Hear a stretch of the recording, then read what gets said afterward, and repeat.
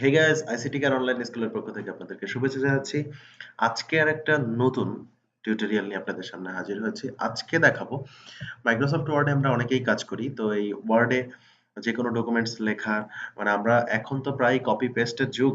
তো এইটা করতে গেলে আমাদের যেটা সম্মুখীন হই আমরা সেটা হচ্ছে এডিটও করতে হয়। তো এডিট করার সময় আমাদেরকে দেখা যাচ্ছে যে কোনো একটা ডকুমেন্টস কারো কাছ থেকে নিলাম সেটা বারবার এডিট করতে আমাদের জন্য কষ্ট হয়। তো আমি একটা ছোট ট্রিকস দেখাবো যেটা দিয়ে আমরা খুব সহজেই আ যে অক্ষরগুলোকে বা যে ওয়ার্ড গুলোকে আমাদেরকে ফাইন্ড আউট করতে হবে সেটা আমরা খুব সহজেই দেখে শুনে এডিট করে নিতে পারবো। যেমন এটা একটা সি প্রোগ্রামিং এর ডকুমেন্ট, সি প্রোগ্রামিং কনসেপ্টের ডকুমেন্টস। তো যেখানে সি প্রোগ্রাম আছে, সাপোজ আমি আ এইগুলোকে সি প্লাস প্লাস প্রোগ্রামিং এর ক্ষেত্রেও ব্যবহার করতে চাই সে।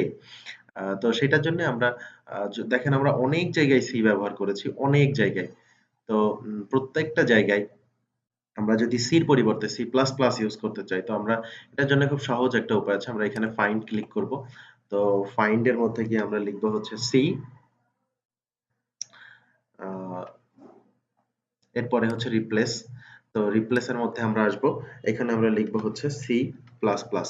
এখন আমি কতগুলো রিপ্লেস করব, একটা নাকি হচ্ছে সবগুলো? তো আমি সবগুলো রিপ্লেস করতে চাই, দেন আমি রিপ্লেস অল ইউজ করলাম। দেন এখন দেখা যাচ্ছে যে আমি যত জায়গায় সি ইউজ করা ছিল দেখেন প্রত্যেকটা জায়গায় সি প্লাস প্লাস ইউজ হয়ে গেছে। অর্থাৎ খুব সহজ এবং খুব সিম্পল একটা ট্রিক্স দেখালাম, সেটা হচ্ছে কিভাবে আপনি আপনার মাল্টিপল ডাটাগুলোকে এডিট করতে পারবেন একটা ছোট্ট ক্লিকের মাধ্যমে।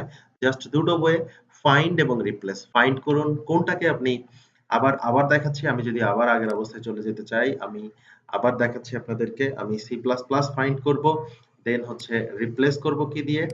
আমি এখানে রিপ্লেস করব হচ্ছে সি দিয়ে। অর্থাৎ যা ফাইন্ড করব সেটাকে আবার আমি রিপ্লেস করে নেব। Replace all then use. Okay, আমার প্রত্যেকটা ডান হয়ে গিয়েছে, দেন আমি আগের অবস্থায় আবার ফিরে এসেছি।